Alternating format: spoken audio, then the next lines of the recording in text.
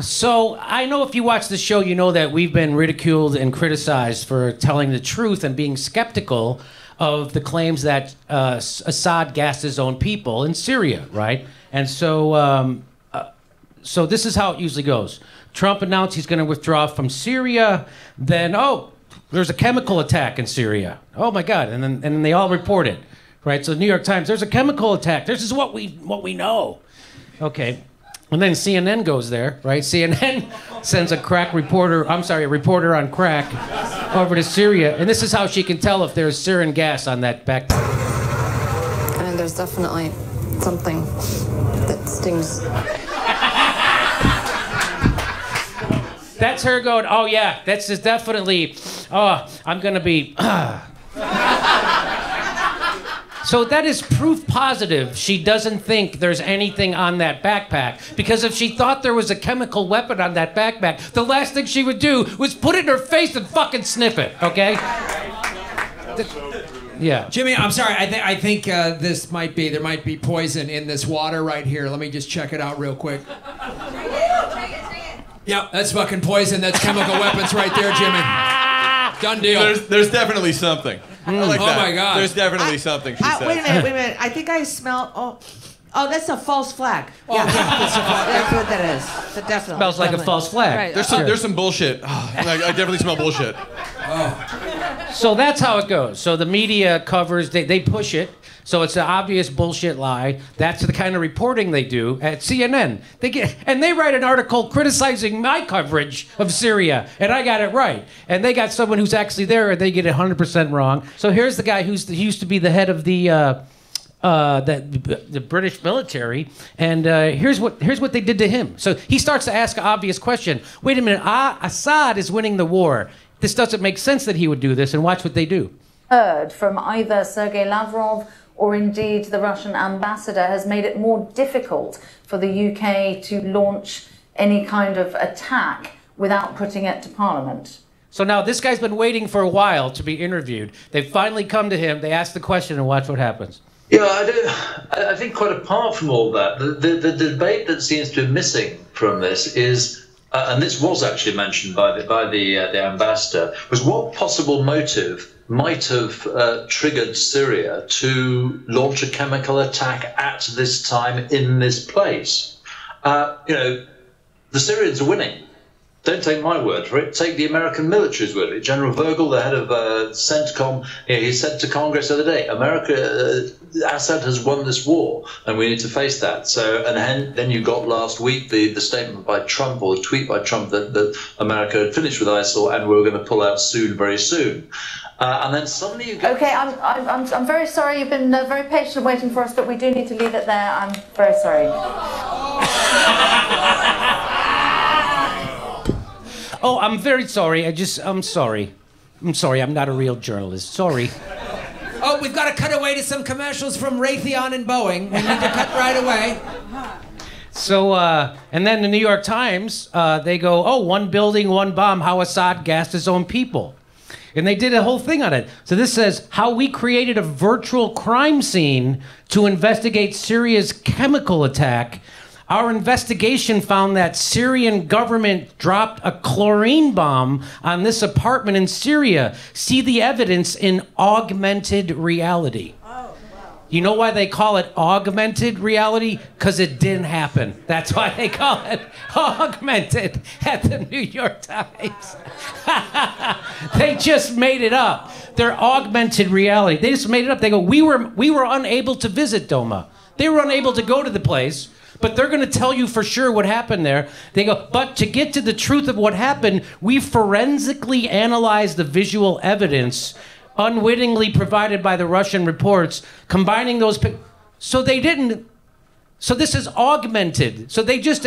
So I just hope whenever I'm accused of a crime or a murder, I hope someone imagines the crime scene and then presents it to a court. I hope that's what happens. Because that's exactly what they're fucking doing there. And they got 1,000% wrong. And they won an award for this, by the way. Did you know they won an award for this? And it's all made up. It's all just bullshit. They started from a conclusion that Assad gassed his people with chlorine. They started that conclusion, and then they built up evidence to justify it. None of it's true. It's all made up. Totally fucking bullshit, and they've never apologized for it. By the way, no one else reported this either, except fucking the Jimmy Dore Show and maybe Tucker Carlson. I haven't seen it anywhere else, right? So they do this bullshit. They go, hey, New York Times, we say it happened. So there you go. And then Trump announces a strike. So you see how Trump, I'm going to pull out of Syria. They say there was a chemical weapons. And then all these news media said, that's certainly what happened, even though it's not what happened. And then you get Brian Williams saying this. I'm guided by the beauty of our weapons. So that's when they launched the strike, right? And then he nuts in his pants at a missile strike, like they all do. And then, so earlier this year, it was leaked that a whistleblower who had written part of the report, he was an engineer.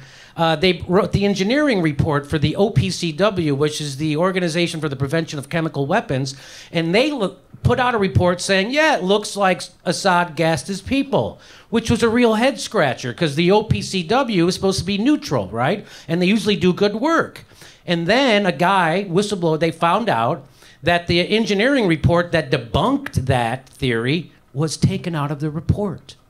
And here's what it was. The briefing note on the final report of the OPCW fact-finding mission on the alleged chemical attack. And this is it. This is the engineering assessment of 2 cylinders observed at the Dome. This is what was left out. They left this part out. And so this guy says the OPCW confirms that the leaked document on alleged gas cylinders at Douma in Syria is genuine. So they're saying, yep, that is genuine, that part that was left out. And then this guy says the leaked OPCW engineer's assessment is confirmed as genuine, which means the final report actively concealed evidence that the Douma chemical attack was staged by jihadists and the White Helmets. The OPCW's other Syria reports must now be treated as worthless too. And so here's the part they left out. The summary.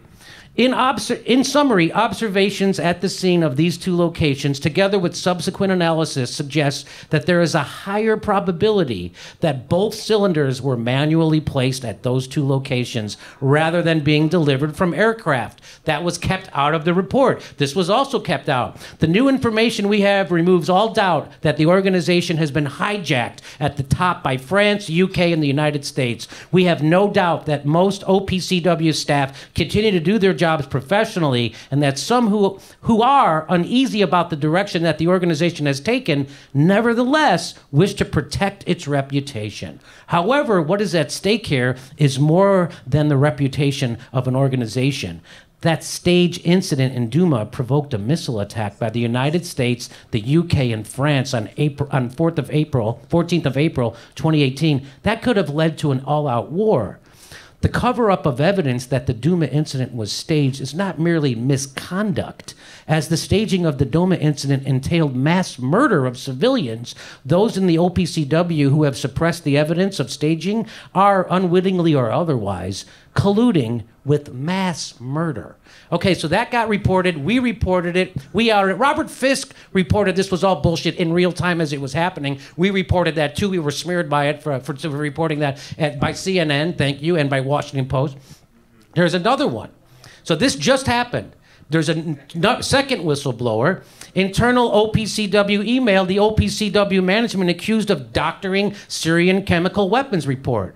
So I'll just cut to the meat of it. Firstly, there is a statement in the redacted report. It states that there is sufficient evidence to determine the presence of chlorine or another reactive chlorine-containing chemical.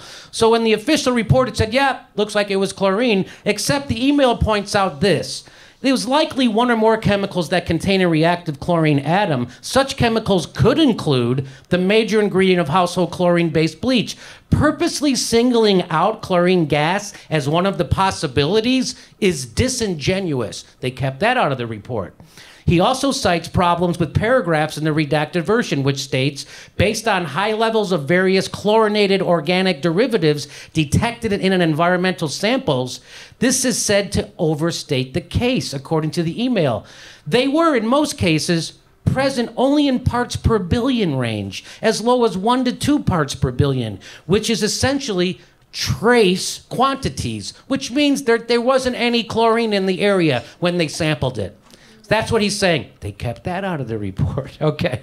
One piece of evidence which was shown on news networks across the world was a video said to show victims being treated in a hospital in the aftermath of the attack in Duma. The symptoms shown were, however, not consistent with what witnesses reported seeing that day. A detailed discussion of this was apparently omitted from the redacted version of the OPCW report.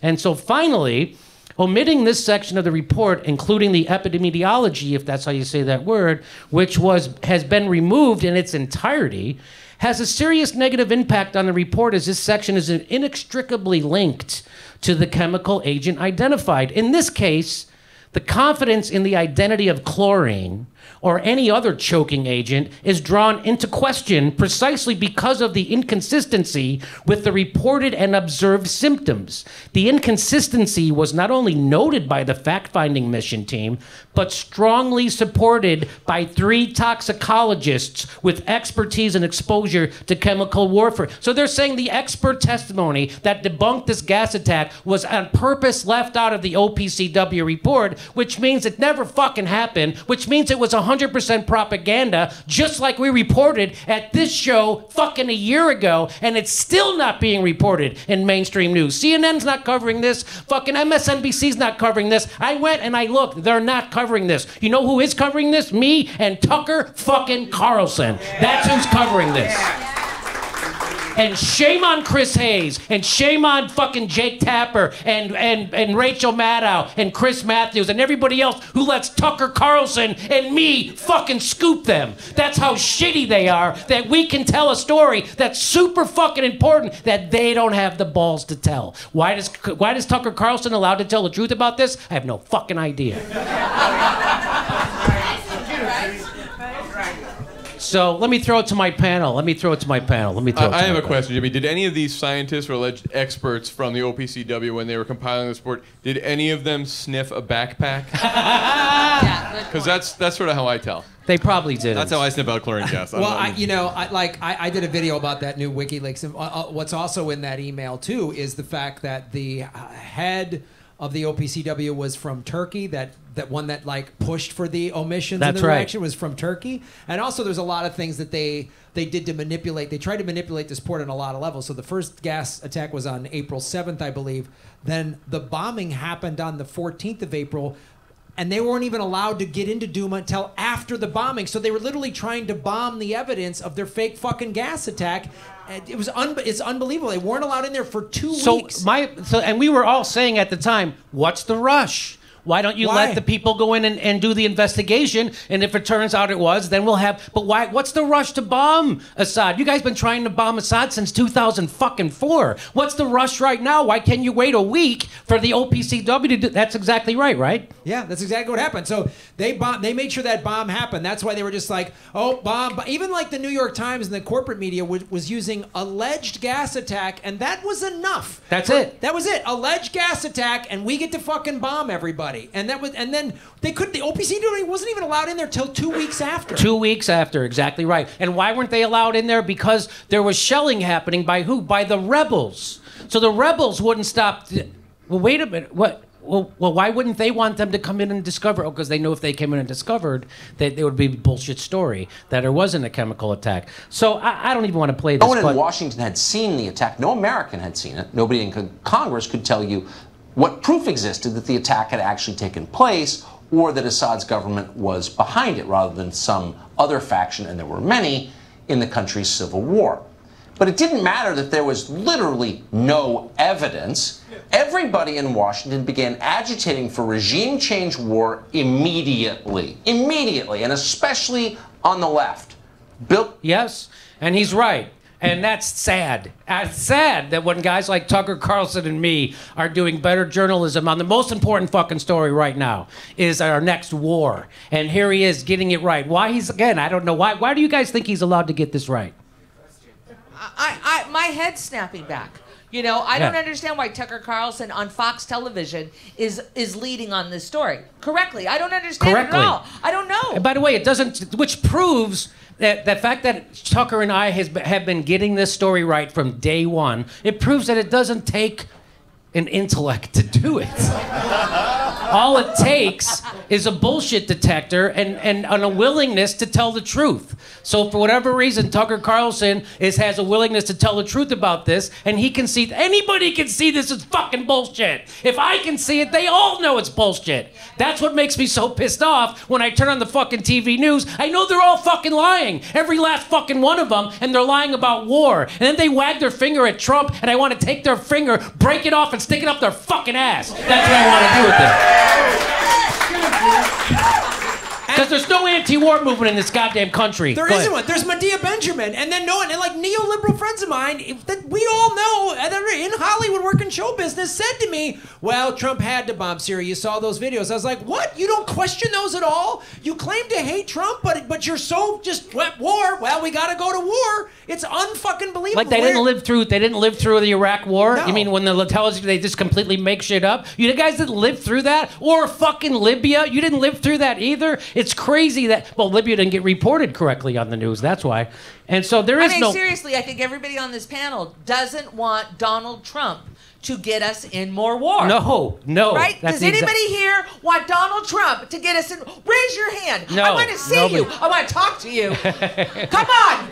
None of us want more war. He's an idiot. He's a moron. He's crazy. He's suffering from dementia. He's a wannabe dictator. But you gotta let him bomb Syria. You gotta let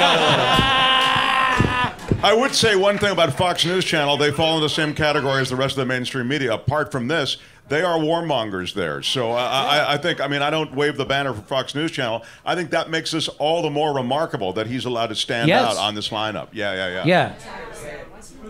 And so, and I love how people give people like Glenn Greenwald and Tulsi a hard time. Oh, you going on Tucker Carlson again? It's like, yeah, he's the only one telling the truth about the fucking regime change wars. Shame on everybody else. You guys should be embarrassed that they have to. And you know why Glenn Greenwald has to go on Tucker Carlson to tell the truth about the fucking wars or Russiagate or the impeachment? Because he's not invited on MSNBC or CNN. The last time he was invited on CNN was in 2016, which goes to show you that Chris Hayes and Rachel Maddow know they're fucking lying. Because if they thought they were right, they would bring on people like Glenn Greenwald to fucking debate them, or Aaron Mate, or Max Blumenthal, or a shithead like me. But they're even afraid of fucking people like me. That's what fucking soft pussies they are.